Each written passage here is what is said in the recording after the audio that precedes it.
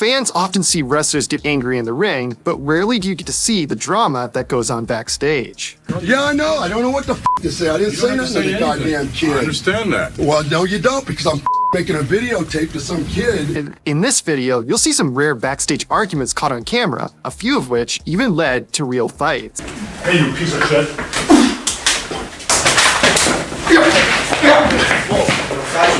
What the fuck are you doing, man? Fuck you! Get the fuck away from me!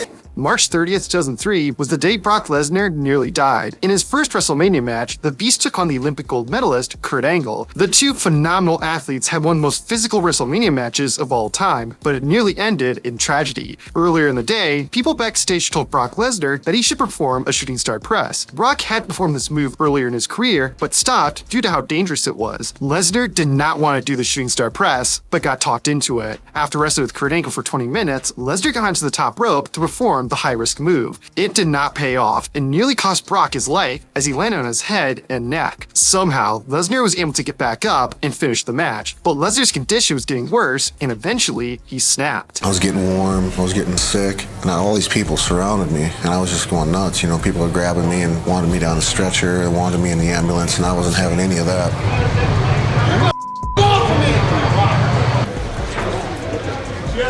WWE wrestlers are constantly getting asked to do interviews. Not only that, but in some cases, the interviewer is trying to manipulate the wrestler into saying something they don't want to. Former WWE star Dean Ambrose, aka Jon Moxley, saw exactly what this camera crew was trying to do and called them out. You asked me the same question like 15 times, and I'm not gonna manufacture some answer for you. Stop trying to lead me into saying the things you want me to say, okay?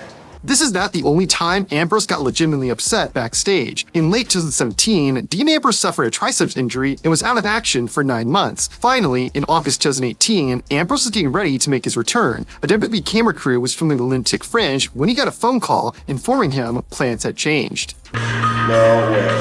You're kidding me. I am feeling good. I happen to be feeling fantastic. Thank you for asking. No, yeah, I'm gonna be there. Because I'm either not there, except for, the last 8 months, where I nearly died. But thanks for calling. No, now you call. Yeah. I'm gonna get on a plane and go all the way back to the East Coast on about this much notice. I've been back in the game for 30 seconds and I'm already getting pissed off. It was uncommon to have cameras backstage at WWE shows in the 1980s. This was because wrestlers really broke character back then to keep fans believing it was all real. It's still real to me, damn it! However, backstage was a safe place for wrestlers to be themselves. At one event, though, someone was able to get backstage with a camera and secretly filmed Andre the Giant and some other wrestlers. Once they saw the intruder, Andre made it clear he was not welcomed. Hey, the f*** are you doing there? So far, these incidents haven't led to anyone getting into a fight, but this next one did. CM Punk's arrival in All Elite Wrestling in 2021 was a huge moment for the company. However, Punk's tenure in AEW was filled with controversy. This was first brought to light in 2022 when CM Punk went on a tirade during a media scrum after AEW's All Out pay-per-view. And the fact that I have to sit up here because we have irresponsible people who call themselves EVPs and couldn't manage a target, and they spread lies and bullshit. These verbal attacks would soon become physical. After CM Punk left the media scrum, he was confronted by those EVPs he had just insulted. The confrontation soon turned physical, with CM Punk getting into a real fight with Kenny Omega and Matt and Nick Jackson. The incident was so bad that CM Punk ended up signing a lifetime NDA, preventing him from ever talking about what happened at All Out. While no footage of that backstage fight exists, the fight that happened after that does. Yes, CM Punk got into 2 backstage fights within 2 years in AEW. After the incident at All Out, Punk was sent home. 9 months later, the best in the world would return, but it wouldn't last long. During his second run in AEW, Punk said he was asked to help with a dispute backstage. Fellow wrestler Jack Perry was adamant about doing a stunt where he'd go through a real car windshield. Multiple backstage personnel had told Perry no, but he still wanted to perform the stunt. That's when CM Punk was asked to step in and use his authority as a veteran wrestler to tell Jack Perry no. According to CM Punk, Perry was calm and understanding when Punk explained why he would not be slammed through a real car windshield. That seemed to be the end of it. However, not long after, the argument was opened again, and this time, it ended much worse. During AEW's All In pay-per-view, Jack Perry was competing in a match when he said this to the camera. Hey, Jack you know Perry what this is right launching here?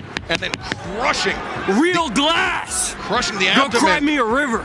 Obviously, this was a direct shot taken at CM Punk. This upset Punk, and he confronted Jack Perry after the match. The footage doesn't have any audio, but after a brief conversation, CM Punk shoved Jack Perry and put him in a headlock. People nearby were quick to break up the altercation, but nonetheless, the incident got a lot of attention. The backstage fight ultimately led to CM Punk leaving AEW and eventually rejoining WWE. Speaking of WWE, a similar incident happened decades before CM Punk's backstage fight and actually resulted in someone getting hurt. In 1997, the WWE champion Bret Hart was leaving WWE to work for their competitor WCW. His last match for the company was at the Survivor Series pay-per-view in Montreal, Quebec. Hart's contract gave him reasonable creative control, and he decided not to lose the championship. The owner of WWE, Vince McMahon, wanted Hart to lose the title, but legally couldn't say no. So he did something different. During Bret Hart's final WWE match, McMahon had the bell run and awarded the victory to Bret's opponent, Shawn Michaels. This was all planned behind Bret's back, and the Hitman was just as shocked as the fans. Since this happened on live TV, most people have seen this infamous moment, but few have seen what happened backstage. Shawn, you weren't in on that? Idea. Nigga, no place. God's my witness. My hands are clean. This one, I swear to God. He's yelling at me out there. I gave him the belt when I came back here. I will not have any part of it. After the cameras left, Bret Hart would have a private meeting with Vince McMahon. Bret then shared what happened immediately after. What happened? Somehow Vince ran into my hand, but I drilled him. Middle of the, about as hard as I could. Knocked him right out. You knocked out Vince McMahon with a punch? And I told him to get out. Don't look at the camera, try and look from...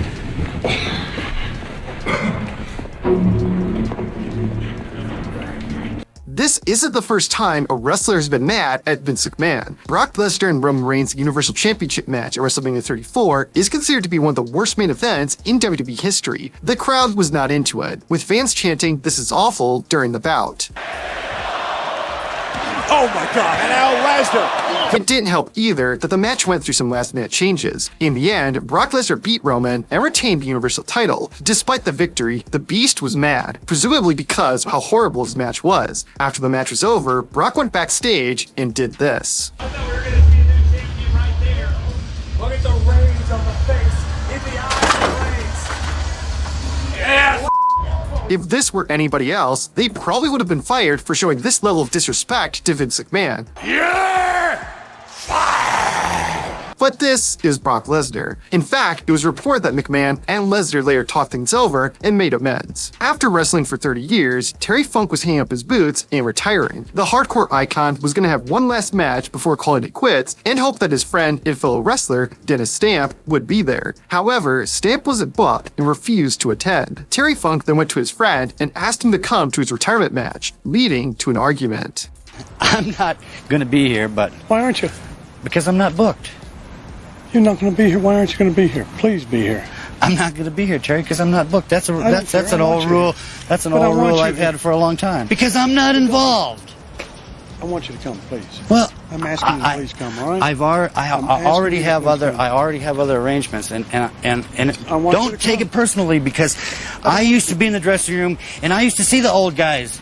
And that's where I am now. I used to see the old guys that came in the dressing room that come around, and they looked like old dogs, just hoping somebody would recognize them. Here, Spot. Then why don't you come and see us? I really have to be involved, and I'm not. I want you to be there. You know, and I did ask you in April if I could referee some matches on the card, which would have been, would have been. But I'm not on the card. I'm not booked. You want to referee me and Brett? Referee me and Brett. I already have other arrangements made, Terry. I want you to referee me and Brett. I'm just telling I guess. Okay, so what happened? I guess you just. 900 miles an hour. I guess I was just so far down. I guess you just didn't hear me or something when I asked you before. I don't. Or didn't Dennis, think about I it. didn't even know about it. But I want you to. I want you to. I appreciate that. Okay, I want you to. Okay. Will you please do it? Appreciate that. That's my last match. It's my last match. Tell me if you can, because I would love it.